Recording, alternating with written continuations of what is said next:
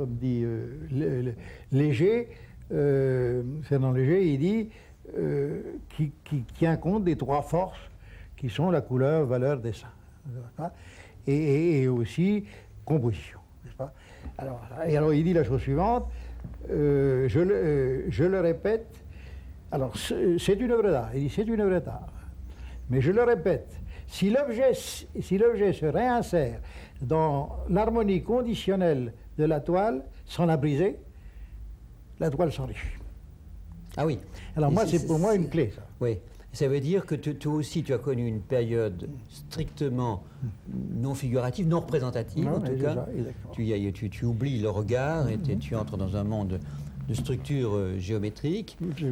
Mais sans géométrie. Et lyrique aussi. Et lyrique, oui, et lyrique. Lyrique. Et à un certain moment, tu ressens à ton tour la nécessité de réintroduire au moins un élément figuratif. Absolument. Figuratif. Alors, si tu veux, donc je me suis mis dans cette chose-là d'une façon entière, comme je le fais toujours d'ailleurs, mais il s'est créé à un moment donné une inquiétude. Et une inquiétude où j'avais comme quelque chose qui ne me satisfaisait pas totalement, puisque j'avais rompu avec la nature, si on peut dire. C'est-à-dire que cette non-représentation était bien non représentative, tu comprends? Donc la nature, c'est-à-dire la figure et l'objet, me manquaient. Ah oui, tu as senti ça toi? Ah, j'ai senti ça, oui, même longtemps avant que tu retournes que je me transforme petit à petit, n'est-ce pas? Seulement, ça s'est fait très lentement et d'une façon extrêmement pénible. Ah oui? Ah oui, j'ai eu une fraction de temps où j'ai été vraiment écartelé. Encore écartelé. Et c'est vers quelle année à peu près tu réintroduis des éléments de figuration? Alors ça, c'est vers les années, c'est après 68. Après 68, je ne sais pas pour 68 qu'en est la cause et tout. Qui sait, peut-être. Il y a une rupture qui te jette à nouveau vers un ordre, vers une harmonie. Sans doute, oui. Donc voilà, si tu veux, ce que je considère, qui est un peu ce que je pense, et je prends la responsabilité de mes paroles, je considère que l'abstraction et la non-représentation a été une nécessité, dans une certaine mesure, c'est-à-dire cette chose où l'objet, ou le sujet plutôt, prenait une place très grande et faisait oublier qu'en dehors du sujet, il y a toute une trame picturale, n'est-ce pas, qui obéissent à ces trois forces dont parle Léger, qui étaient à recomprendre. Et en même temps, il y avait aussi, chez certains, le côté, disons que, comme la musique, si tu veux, c'est comme une musique. Ce n'est plus la représentation d'un objet quelconque, mais c'est une musique qui se développe dans un espace. C'est la peinture elle-même c'est-à-dire chante dans la peinture elle-même, le chant de la peinture, si tu veux. Bon. Alors, les pionniers de cette expression, ce mouvement, ont plongé quand même dans le classicisme, si tu veux, n'est-ce pas? Ils ne sont pas d'emblée partis là-dedans. Il n'y a qu'à voir d'ailleurs. Ah oui, c'est une maturation. C'est une maturation. Lente même. Mais en y songeant bien, ce mouvement a 80 ans d'existence sur l'éternité de la peinture, n'est-ce pas, qui était représentative. Alors ce qui s'est passé, c'est que dans ces 80 ans, il y a des générations qui sont nées et qui, eux, ont pris le train en marche et ont exploité cette non-représentation, cette abstraction, avec plus ou moins de bonheur. Mais alors, ce qui s'est passé, c'est qu'ils n'ont plus rien regardé d'autre. La nature totalement effacée. Totalement effacée. Alors, ce qui fait que, dans beaucoup de cas, tu vois des choses très arbitraires, très a priori. Et puis alors, ce qui se passe aussi, c'est que dans les pionniers, ou dans les lettres de noblesse que ces gens-là ont laissées, ils sont encore là, ils n'en sont pas sortis. Je ne veux pas dire de nom, mais je pense que tu comprends, lesquels ils sont toujours enferrés dans cette histoire. Bon, alors ça, c'est leur droit. Alors moi, je ne pouvais plus... Alors, comme je n'ai jamais, même dans la non-figuration, mes croquis, mes dessins, tout ça, j'ai toujours été... Oui, c'est ça, tu as toujours quand même maintenu un contact avec le regard. Voilà. Alors je le transformais, n'est-ce pas, et puis j'arrivais à la non-représentation. Alors j'ai donc eu cette évolution qui finalement a débouché sur ce que je suis maintenant, n'est-ce pas? C'est-à-dire retrouver justement dans l'harmonie conditionnelle de la toile, ce qui a été le grand principe, si tu veux, de mon expression non figurative, non représentative, de ne pas rompre cette harmonie conditionnelle. Retrouver la place de l'objet. Alors, évidemment, ce qu'il y a, n'est-ce pas, c'est que, aussi, ce qui me préoccupe aussi, c'est que tu as peut-être pu le voir, je construis aussi mes choses assez géométriquement. N'est-ce pas? Et dans cette géométrie, dans cette chose très rythmée ou très dans les proportions, les divisions, les choses comme ça, je suis abstrait. Mais avec cette perspective d'y amener l'humain.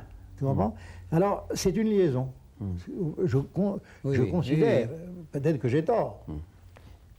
Alors, quand les gens voient ces choses-là, moi je sais qu'alors, là j'ai eu une période très dure parce que j'ai perdu tous les collectionneurs que j'avais avant. Ah oui, ils ne comprenaient plus ce que je faisais. Et alors il y a cette espèce de peur que parce qu'on voit réapparaître un objet, malgré qu'il soit pris dans un réseau. Quand on voit réapparaître un personnage ou une figure, tout de suite le mot anecdotique arrive. Alors ça, je suis alors farouchement contre. Il y a des choses qui sont plus allusives peut-être et des choses moins allusives où si tu veux, l'histoire paraît être plus racontée, comme tu as vu dans mes pastels. Mais ça, alors, je suis farouchement contre parce que je dis que c'est la même chose. C'est tellement, quand même, tellement transposé et tellement allusif que c'est loin d'anecdote, tu comprends. Mais on aime ou on n'aime pas. La question n'est pas là. Ça, c'est une chose qui me tient très à cœur.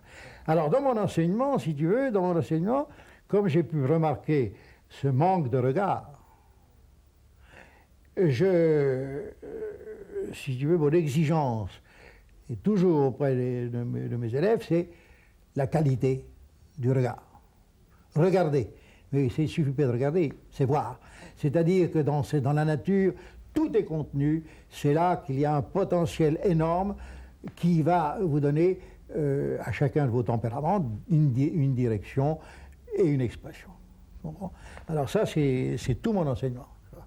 Alors là, c'est pour ça que quand je les fais regarder, on en parle, on essaye de plonger dans le champ et c'est par cette qualité de regard, ils découvrent justement dans la nature des transpositions qui peuvent se faire et ces transpositions ne sont plus arbitraires, elles sont senties. Alors, est-ce que tu ne retrouves pas là, en partie, ta culture classique? Je veux dire que quelques-unes de tes peintures évoquent pour moi les batailles de Paolo Uccello, c'est-à-dire structure, géométrie et figure. Et je retrouve aussi certaines perspectives du Tintoret dans lesquelles s'inscrivent des figures humaines. Il y a justement là aussi l'ordre, il y a la géométrie presque à l'état pur, et la figuration, et la figure humaine comme élément de proportion aussi. Absolument. Et comme mystère. Absolument. Alors là, je ne peux pas le nier, cette chose-là. D'ailleurs, je ne nie pas que qu'on pourrait me classer dans la catégorie des classiques, dans un certain classicisme. Moi, j'ai aucune peur, tu comprends.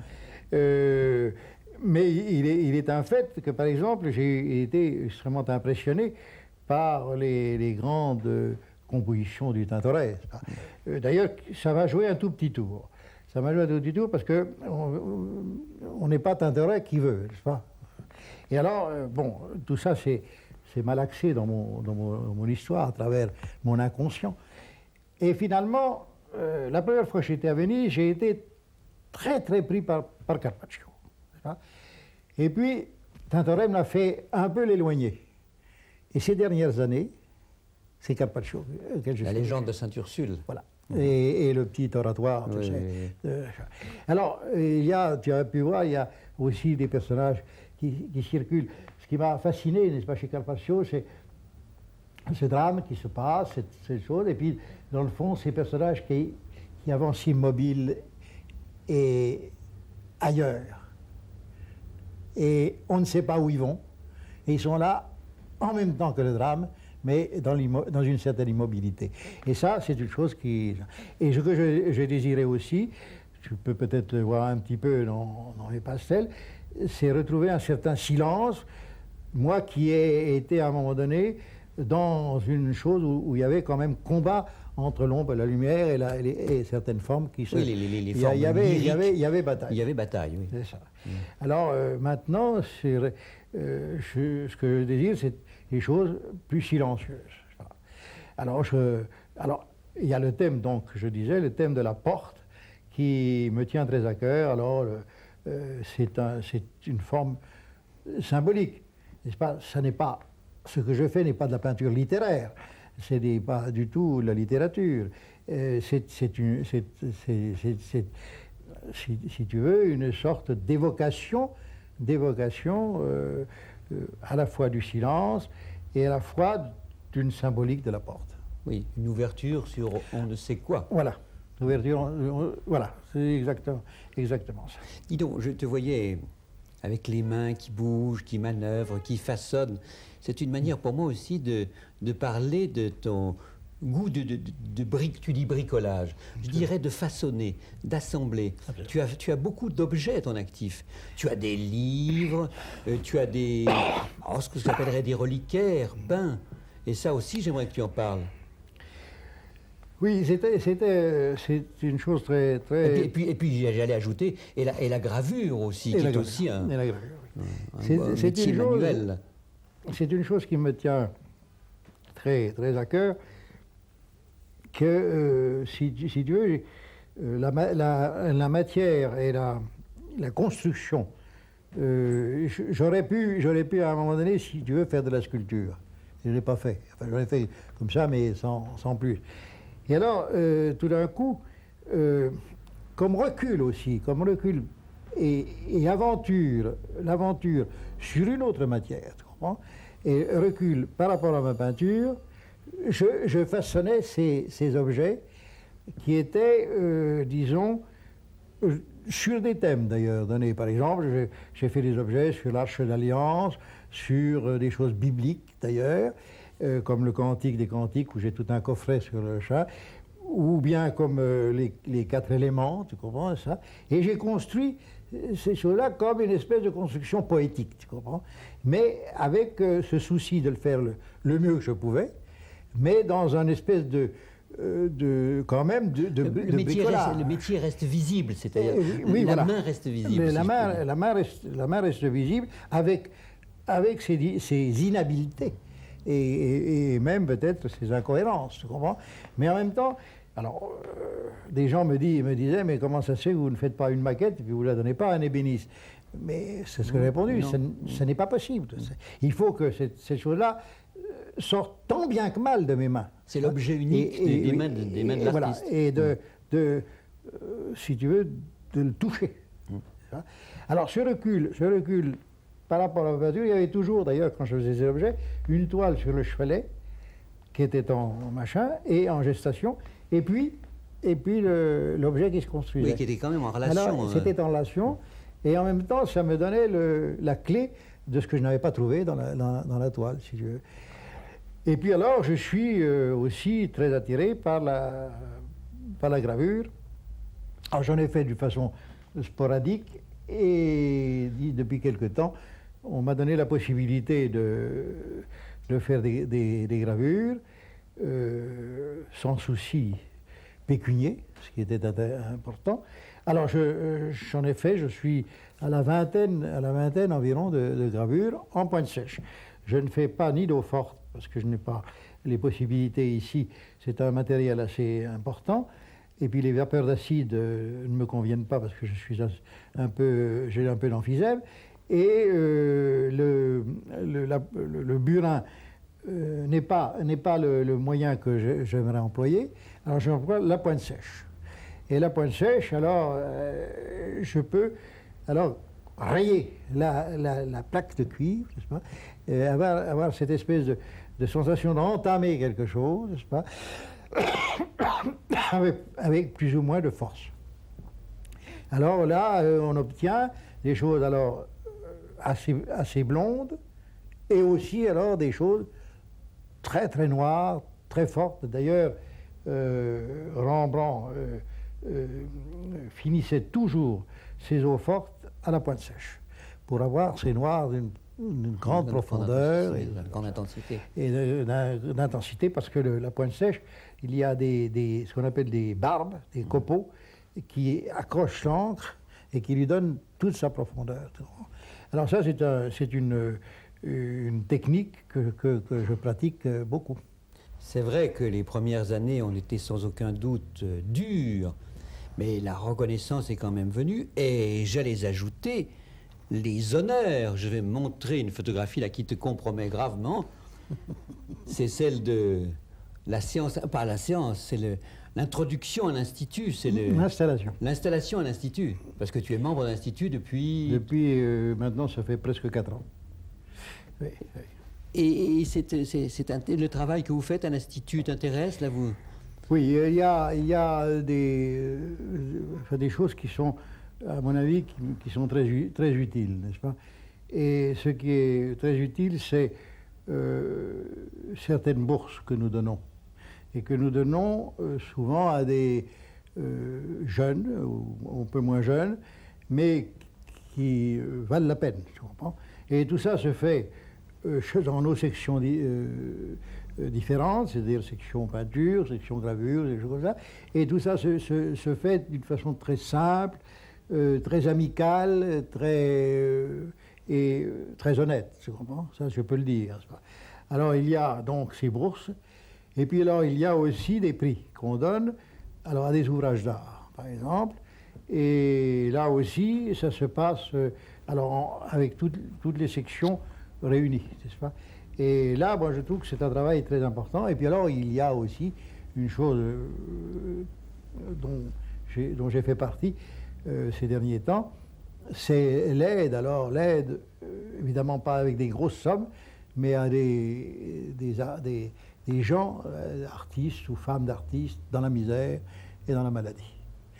Alors ça, on distribue à 400 personnes des subsides, qui ne sont pas énormes, c'est entendu, mais alors, pour moi, c'est un travail absolument primordial et très intéressant, tu comprends? Alors, je voudrais terminer en signalant que 2 membres du groupe Témoignage, ce groupe Témoignage dont nous avons souvent parlé, ont abouti à l'Institut, enfin abouti, c'est une façon de parler, mais sont à l'Institut. Il y a Étienne Martin. Étienne Martin. Et toi. Et moi.